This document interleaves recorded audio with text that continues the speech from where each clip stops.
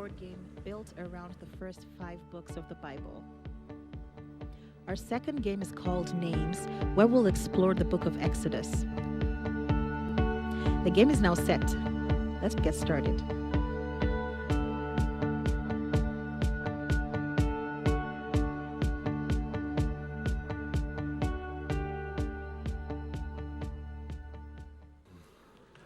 Hi, my name is Bob. I'm the lead pastor here at the meeting place.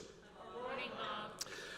Listen, I just want to offer a quick reminder. We are in a year-long series called Mosaic, which is based on the Torah, the first 5 books of the Old Testament. We are currently in the second leg of that series called Exodus, or Names, as it was originally called. There are devotional guides available for each of the series, and so if you haven't picked one of these up yet, they are still available on the table just out in the hall.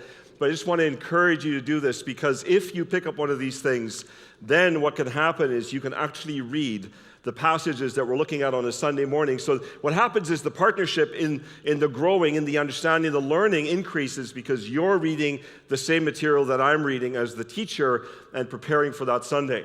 We've also created, and this is free, we've also created these beautiful journals. And this is a place where you can enter the notes, the discoveries you make. Perhaps there are things that stir in you that makes you say, I think I want to take some action with that and want to make sure that I capture that. This is $5. It's beautiful. It's in color. It's just a gorgeous thing. I've entered notes in here that I think are going to become really important to me in the future. So please know these resources exist. And in addition to that, if you go to Right Now Media, and if you don't have access to that at this present moment, go to the Welcome Center. They will help you connect to Right Now Media. The meeting place has a channel in Right Now Media, and there, in addition to some digital copies of this content, you can also find some videos that have been uploaded there that will give you even further information about the thing that we're learning and discovering together. So please, don't miss out on these important resources. So listen, a number of years back, my work schedule here allowed me to have the great pleasure of being a volunteer for our visual arts team. And we had so much fun building things, and even today, once again, celebrating our visual arts team for the kinds of things that they create that enhance our learning and the discoveries we make on a Sunday morning. It's just an amazing thing. We created some art along the way, and there was a particular day when our creative director at the time invited us to create what she described as collaborative art. And so what happened is an artist received a canvas, and then they painted onto the canvas what stirred in them. Then that canvas was given to a second artist who added things to the canvas, and then that artist gave it to the third person who could then finish the painting. And I had the pleasure of being part of an art project where I was the third artist. And so I want to share with you a painting here. And so here's the painting. It's going to appear up on the screen. The second artist, her name was Maddie. She had painted onto this canvas, I think it was her, she painted something that looked either like a feather, or I would say it looked like a foxtail, something of that shape. And it was such a strong element that at first when I received this canvas, I didn't know what to do with it. I was a little overwhelmed. I didn't know how to incorporate, what had been created before me. And then there was a moment of inspiration where it occurred to me that this captured a scene that has been sort of in my imagination for a long, long time. The Israelites, when they're leaving Egypt and they're moving into the uncertainty of the wilderness, of the desert, are given this amazing symbol of God's presence. During the day, they're accompanied by a pillar of clouds. And then at nighttime, they're given a pillar of fire. And so I wanted to capture that moment of transition. So if you look at the painting, you see the Israelites, they're marching towards the horizon line. You can see that the sun has gone down or is in the process of going down, so the day is coming to an end. And so the pillar of cloud is now disappearing, and the pillar of fire is about to make its entrance. And here in this particular moment is the moment when this pillar of cloud first kisses the ground, now arrives to accompany the Israelites through the nighttime thing. An image that has stirred in my mind, and I'm so happy to be able to speak with you about the text that's been assigned to this morning. Here's the thing. If you've read the text in advance, you know that it contains a whole bunch of very exciting content. I want to invite us into that part of the story where the Israelites are past leaving the Egyptians. They're past the drama of all that involved, and they are now in the desert, marching along, curious about what the future holds, not sure, not actually able at this particular moment to enjoy the freedom that has been granted to them because it's all so new. It is in the early days, it's these early days as they're doing this thing, they're on this adventure, that I want to invite us into that conversation. So a curious thing happens. This probably has happened to you in your life story, in your family setting. You get ready for a road trip. You make sure that everything is in the vehicle. All the people are accounted for. All the snacks are in place. And the artwork and the books is ready. And everything is in place. And you leave and you have this expectation. You're going to cover a lot of ground. You're going to get to some magical destination on that very first day. And of course, you're barely off the driveway and there's that little voice from the back seat and says, I have to go to the bathroom. And you realize that all your lofty plans have now been interrupted. And it almost strikes me that the story of the Israelites stepping into the desert, into the wilderness is like this, because there's this first little story that I find very intriguing. Here's our text. Then Moses made Israel set out from the Red Sea, and they went into the wilderness of Shur, and they went 3 days in the wilderness and found no water. When they came to Marah, they could not drink the water of Marah because it was bitter. Therefore it was named Marah, and the people grumbled against Moses, saying, what shall we drink? I don't know what you picture here, but I sort of in my mind think there's a sorry excuse for a source of water. Perhaps there's some skeletons of animals lying next to them because they've drunk the water and it's clearly not safe to be consumed. But here they are. They're standing by this water, and of course they're grumbling. They need water. They're in desperate need, and part of it is because where they were in slavery, they had a predictable source of water. This is very uncomfortable for them. The story continues. And so they turn to Moses. They're complaining about this, and he cries to the Lord, and the Lord showed him a log. He threw it into the water, and the water became sweet. It sort of seems to be this, it's almost like a non-event. It's not particularly dramatic. I don't know exactly what kind of wood this was, but somehow this solves the problem. This sort of attends to this kind of thing. And part of you is thinking, why is it that the story doesn't have more detail? It all seems so random. What is the nature of the story? But of course, God isn't going to miss an opportunity, so this is what he says. There the Lord made for them a statute and a rule, and there he tested them, saying, if you will diligently listen to the voice of the Lord your God and do that which is right in his eyes and give ear to his commandments and keep all his statutes, I will put none of the diseases on you that I put on the Egyptians, for I am the Lord your healer. Isn't this incredibly fascinating? This is almost like a non-event. We're not even given the dramatic sort of details to really elevate this miracle of this log curing this water. But God doesn't want to miss this opportunity, and he says to the people, look, we're early in the journey, right? And here's the truth of what's happening. The Israelites have lost their identity. All they know is they're slaves. They know nothing else. This is what they've been on autopilot about. In fact, they've been in a circumstance where they've hardly made a decision. They've had no opportunity to shape their own life and their own circumstances. And so just slaves, that's all they know. And here's an opportunity in these early days for God to say, I want to help you find your identity again. I want to help you find out who you are, that you are my people. But the only way that you find your identity is if I introduce myself to you, help you understand who I am, because I am your God. And so here in these early days, he makes a very interesting declaration. He sort of makes a commitment to these people. And he says, you know what? If you experienced me in Egypt, it's given you a certain impression of me. It's left you with sort of a sense of who I am and what my character is like. And I just want to, as you're standing next to this, what was earlier disease-ridden pool of water, I just want to remind you that the things that the Egyptians experienced, because that was my way of reaching out to them to help them understand I was interested in relationship with them also, that's not going to apply to you. I have something else in mind. And he finishes with this powerful word where he introduces himself. In this instance, he calls himself your healer. Your healer. This is the thing he wants them to understand. I am your healer. Why would he say this in this moment? The Israelites are in need of healing. They are lost. They are now in the wilderness. They literally are in a place where somebody has to treat them. They're in need of therapy to rescue them from what has been and prepare them for what is next. The healer, he says. Amazing. Okay, we carry on in our text. So, this is a curious thing. Like literally, again, the story is just the shortest little briefest story. We got another point in it, another development. Then they came to Elim where there were 12 springs of water and 70 palm trees, and they encamped there by the water. It leaves me with the impression, I suspect it leaves you with the impression also, that this was their destination for their first leg of travel. This is where they were going to end up. This is what God had in mind for them. But they, in their desperate need for water, look for anything that might serve the purpose, but this is what God had in mind. This is a little different than skeletons along the shores of a water. This is 70 palm trees, 12 springs of water. Can you just imagine how delicious this would have been? This is what God had in mind for them.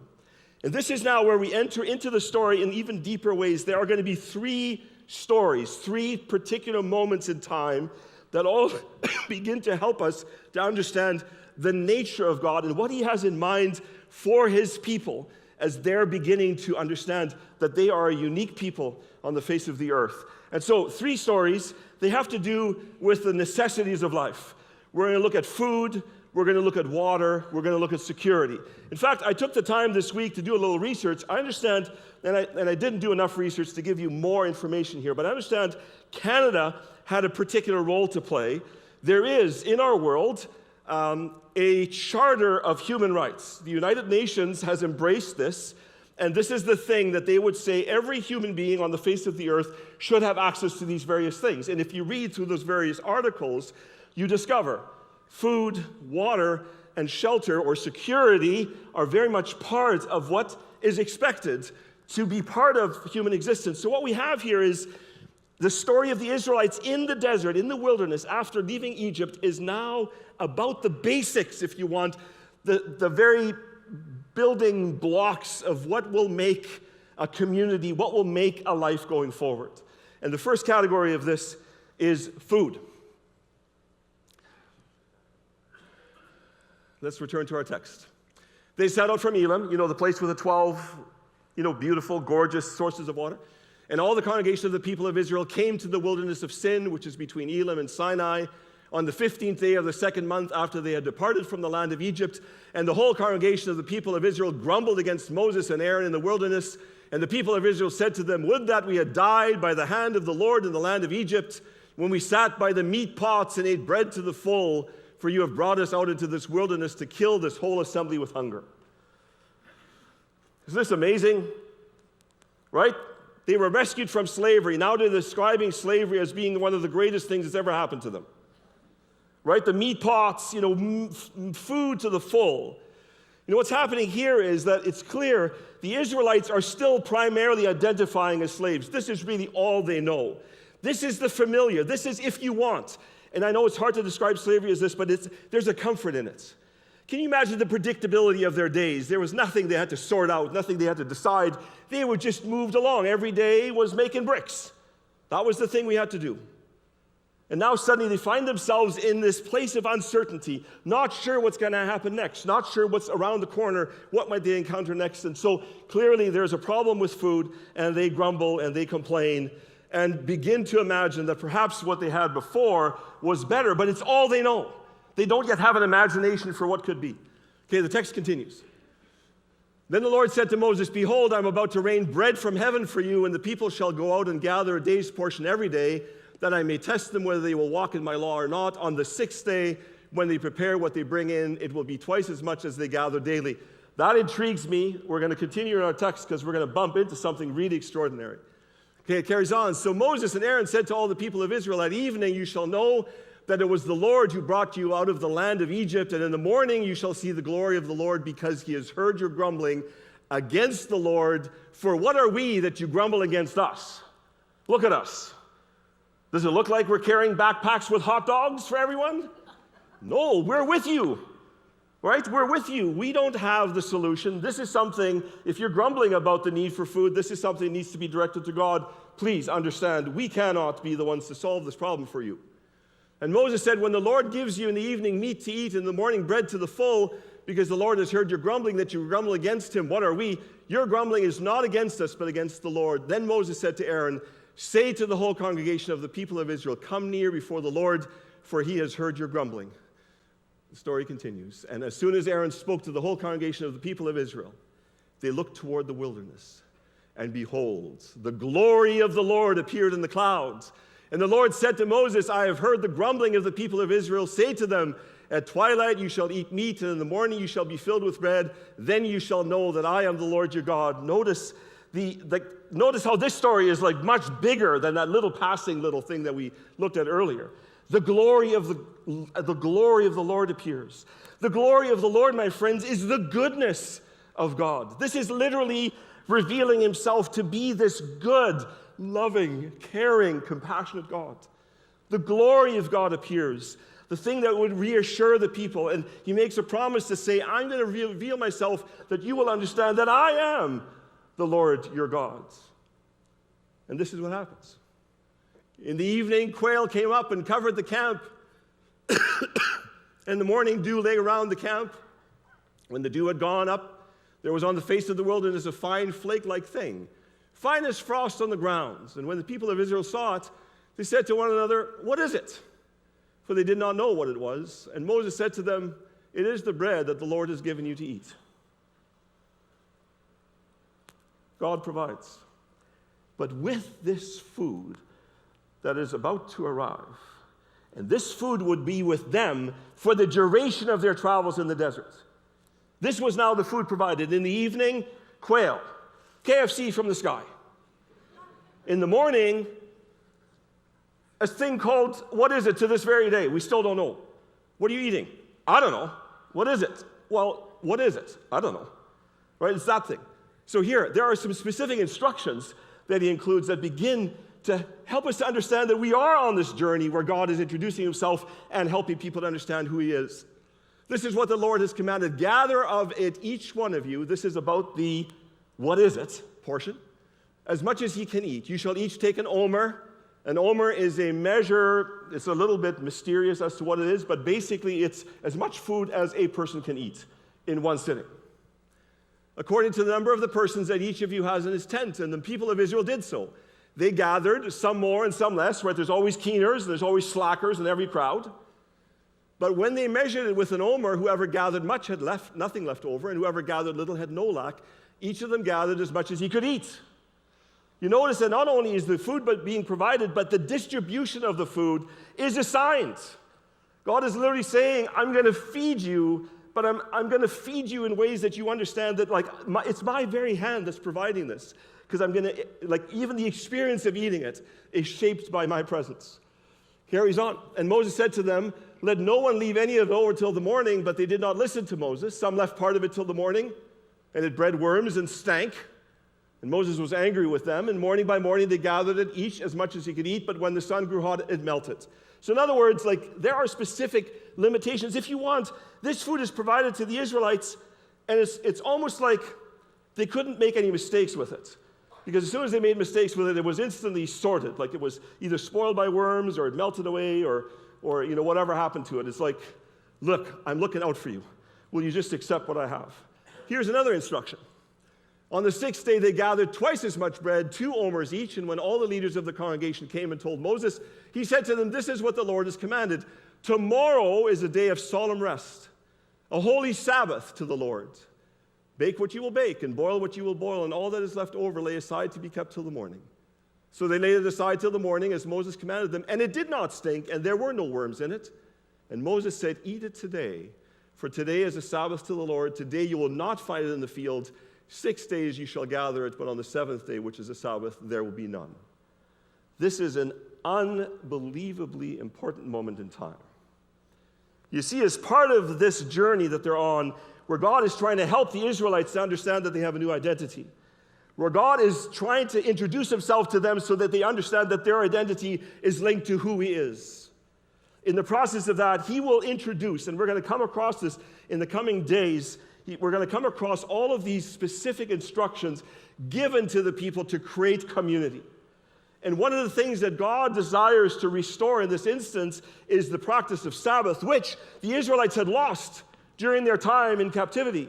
There was no day off. In fact, this was the original request that came to Pharaoh. Would you give the people a chance to take a weekend off? We'd like to go out into the wilderness and just have alone time and just spend a little bit of time resting. That was absent. They've been making bricks every day for as long as they were in captivity. And now God's introducing this Sabbath practice. And notice it's linked to him. It says the Sabbath is described as a holy Sabbath to the Lord. This is, again, connected very much to who he is, the character, the nature of God. Now, trying to figure out to describe the richness of this particular moment, I turned to a book that Ched Myers wrote this year that I've been reading. I'm not through it yet, but here are some things that I discovered he wrote. Every family is told to gather only what they need. In contrast to Israel's Egyptian condition of deprivation, here everyone has enough. Those who gathered more had no surplus, and those who gathered less had no shortage. Next, the manna should not be stored up. Wealth and power in Egypt was defined by surplus accumulation. Indeed, Israel's forced labor built store cities into which the empire's plunder and the tribute of subject peoples was gathered, right? This is what they were building bricks for, to build more warehouses, storage places for all the stuff that Egypt was collecting. So the Sabbath day stands in contrast to that kind of economy. And then finally, the third instruction introduces Sabbath discipline. 6 days you shall gather, but on the seventh, which is a Sabbath, there will be none. Lowry writes that such self-restraint requires a leap of faith, a firm confidence that the world will continue to operate benevolently for a day without human labor, that God is willing and able to provide enough for a good life. Sabbath promises 7 days of prosperity for 6 days of work. It operates on the assumption that human life and prosperity exceed human productivity. And don't we need to hear that? The world where it feels like we need to be in this rat race, constantly producing and achieving because we don't want to miss a minute. But here God is saying, no, my pattern, in fact, it was introduced to you in the moment of creation that there would be a seventh day and it would be a day of rest. And he's reinstituting this now into this community to help them understand that this is what it's about, that they must include this, and that he's using this moment of food as a way of doing that. Our story finishes here. On the seventh day, some of the people went out to gather, but guess what? They found none, because it's the seventh day. Come on, people. Get with the program. And the Lord said to Moses, how long will you refuse to keep my commandments and my laws? See, the Lord has given you the Sabbath. Therefore, on the sixth day, he gives you bread for 2 days. Remain each of you in his place. Let no one go out of his place on the seventh day. So the people rested on the seventh day. They'd been working as slaves. They'd been marching in freedom. The seventh day, finally, there's rest. Can you imagine? Can you imagine the chat between tents? Neighbors hanging out with each other? Just being introduced here by a God who loves and wants to create the most amazing community. He introduces this. Okay, so that's our first story. Second story is this.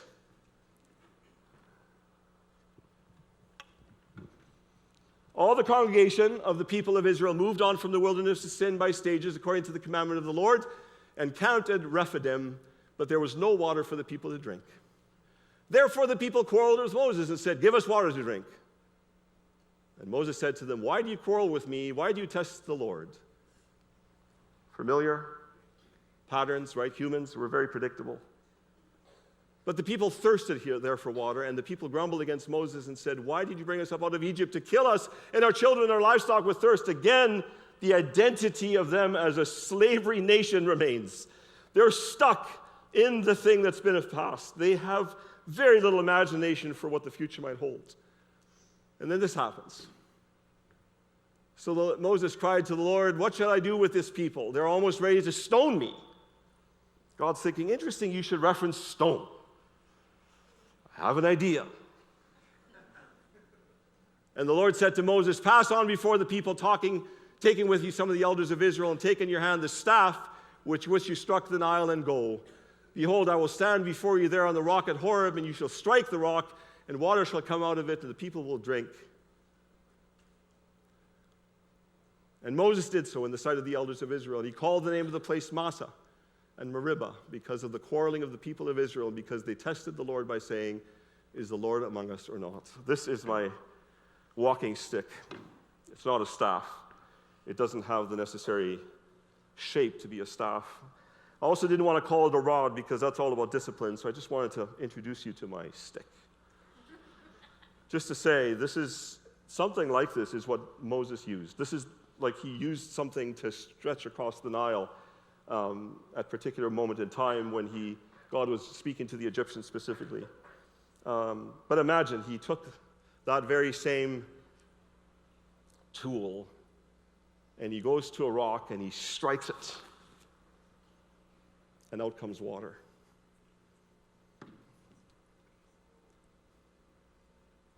The rock of Horeb. Want to see it? Here's a picture.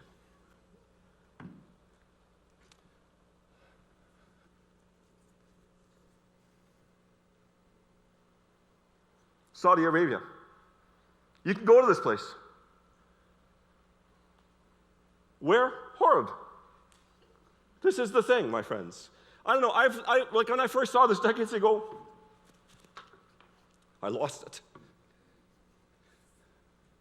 The stories that we're reading about, they're not just fairy tales. They're not myths. They're not like the stories that capture in fantastic ways the story of a particular group of people, and who cares about the truth or not. It's about the inspirational side of that and so on like that. No, scattered throughout the landscape of the world is the evidence of the story. And here is one of those. I've looked at this picture so often. I think I'm seeing some of these rocks over here perhaps be a little bit more smooth because I'm thinking the water's trickling down and started eroding some of the stuff. Some of the other stuff looks more jagged, but this looks whatever. I can imagine the people like capturing water from this location. Second story, a basic of life, water. We've encountered this before. God provides in the most extraordinary way. This is his hand, as the quail and the manna indicate it's God's very own hand. This is one of those things where it's the stick that Moses used to do God's work that makes all the difference and creates this particular rock of Horeb, which offered water. We get to the third story. This is about security. We bump into this. It's almost like out of the blue. Then Amalek came and fought with Israel at Rephidim. Oh, wow. Okay, they're barely out of the captivity of Egypt. They're on their way. They're marching through the wilderness, desert conditions, and so on like that. And they bump into this. We're not told exactly how this came to be. I imagine they're passing through the territory of Amalek. And he and his people decide, oh, here's an opportunity. Let's see what we can do, and we conquer these people. And so it's interesting. I just want to point out to you, the Israelites have been slaves. I picture them to be muscular, wiry, sunburnt people. I don't think them as bulked up because I don't think they had the nutrition for that to happen, but I think they're strong people. They have endurance, but they're not an army. They've not been in the military thing for all of their time while they were in Egypt. This is not a trained group of people that can encounter such a challenge and rise to it. So Moses turns and says this. He says to Joshua, choose for us men and go out and fight with Amalek. Tomorrow I will stand on the top of the hill with the staff of God in my hands. So Joshua did as Moses told him, and he fought with Amalek while Moses, Aaron, and Hur went up to the top of the hill. Can you imagine Moses standing at the top of the hill, making sure that the people that are in the valley fighting, that they know that they are not under threats because God has turned his face or removed himself from their situation, but God is present. The story continues. Whenever Moses held up his hand, Israel prevailed, and whenever he lowered his hand, Amalek prevailed. But Moses' hands grew weary, so they took a stone, put it under him, and he sat on it while Aaron and Hur held up his hands, one on one side and the other on the other side, so his hands were steady until the going down of the sun. And Joshua overwhelmed Amalek and his people with the sword. It's a beautiful image. Yet again, perhaps a hint at the kind of community that God was building, that Moses was not on his own in this instance either. But there's an important thing that happens at the end of the story, and we're going to get to it now. Then the Lord said to Moses, "Write this as a memorial in a book and recite it in the ears of Joshua, that I will utterly blot out the memory of Amalek from under heaven." And Moses built an altar and called the name of it, "The Lord is my banner," saying, "A hand upon the throne of the Lord will have war with Amalek from generation to generation." God goes out of his way to make sure that Moses informs Joshua. Don't get ahead of yourself, young man. Don't for a moment think that you and your wiry, long-distance endurance athletes of Israelites were successful in this. It was my presence that made you successful. And I just want to go on record. The Amalekites, like the name, has many meanings, including that they represented doubt. They represented the very thing that would threaten Israel's confidence in believing in a God that would be there present with them.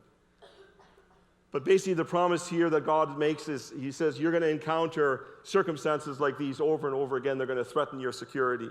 I want to go on records that the giants that you face in your life, they're going to be my business. I'm going to look after them for generation after generation. This will not be your fight. I will look after that for you.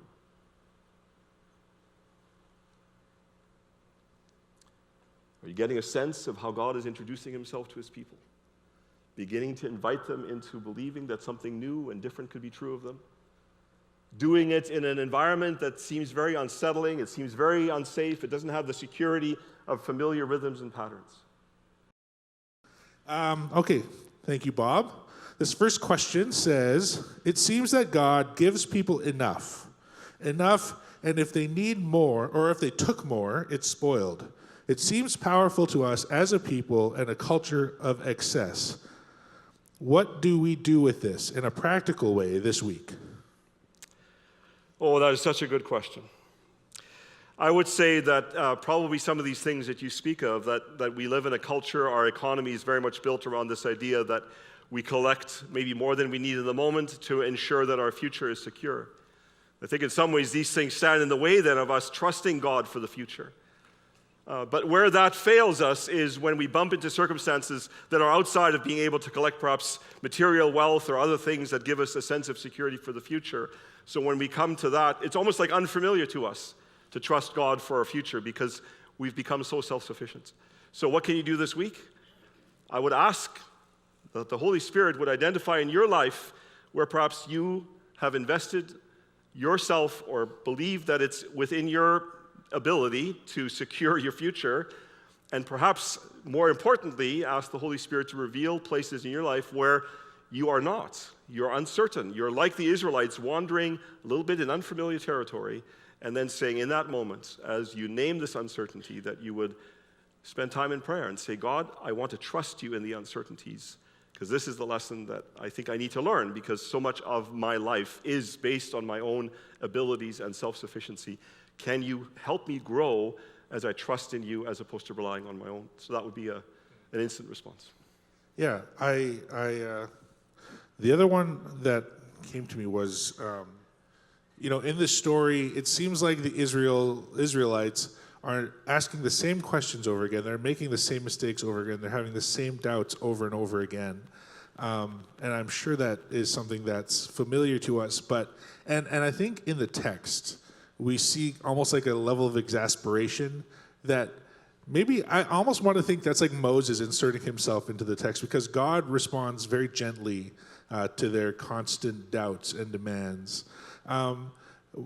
Maybe, I don't know, this is my question, this one wasn't on the phone. And so I'm thinking what is I think maybe reassure people when you make the same mistakes over again, when you have the same doubts, when you have the same questions over again, how does God respond in those moments? Right. I really appreciate the observation that you've made, that perhaps the exasperation that's expressed in the text is the exasperation of Moses. We have to remember that even from the very beginning, when God calls him into this, Moses continues to be sort of a reluctant leader. Like there's a part of him that just, I wish this wasn't my job. And so I think there is there's evidence in the text for that. So yes, I think you're also right in making the observation, and I think this is familiar to us. You know, You know where your pitfalls are. You know where you fall into familiar patterns that are more slavery than freedom. You've probably heard of the acronym HALT, H-A-L-T. When you're hungry, angry, lonely, tired, that's when your defaults come into play. That's when you are subject to, struggle and so on like that. And so in this instance, to recognize that as the text illustrates, He goes out of His way. He meets us way further than halfway to be available to us and to be gentle in His response. We often default to just experiencing judgment because our world is built around that. We often experience judgment from, others around us. But God is generous and compassionate and kind and gentle and patient. And I'm sometimes embarrassed to step into His presence. And then I realize my embarrassment is an obstacle that I have created. He doesn't want that for me. He's waiting for me with open arms. And He says, "You're back. I'm so looking forward to this conversation with you. Let's talk about the stuff. Let's figure out how I can be present to you in the future." So I just encourage you to trust His gentleness. Thanks, Bob. Please close the service. I don't know what's true for you. The Israelites are moving from one thing to another. They're leaving the familiarity, if you want. I suggested earlier it was maybe comfort, predictable slavery, into an unpredictable, somewhat terrifying freedom. I don't know what that looks like for your life. I don't know where you default right now. Are you feeling like more of your life is about the slaveries, the things that just sort of tie you down, or are you experiencing more freedom, and do you long for more freedom? Jesus invites us into a vibrant relationship with Him. And it may be uncertain, it may be unfamiliar, it may be new, but I think in all of that we would experience His nature, recognizing over and over again how generous He is. And I would long for you to experience that this week. And can I encourage you as you go into this week, pick up that devotional guide. Spend this week reading in preparation for next Sunday so that we can be in this together as a community. Just like Moses, who didn't have a backpack of hot dogs to offer to his people when they were hungry, I'm walking in this journey with you. I want to do this together with you to say, what can we discover about the nature of God to help us to understand what that may mean for us in this day? And so would you just prepare yourself so that you can engage even further? For those of you online, thank you for being here. I hope you've experienced some of the community, and I know it's not quite what it feels like in person, but boy, it's good to be with you. Bless you. We'll see you next weekend.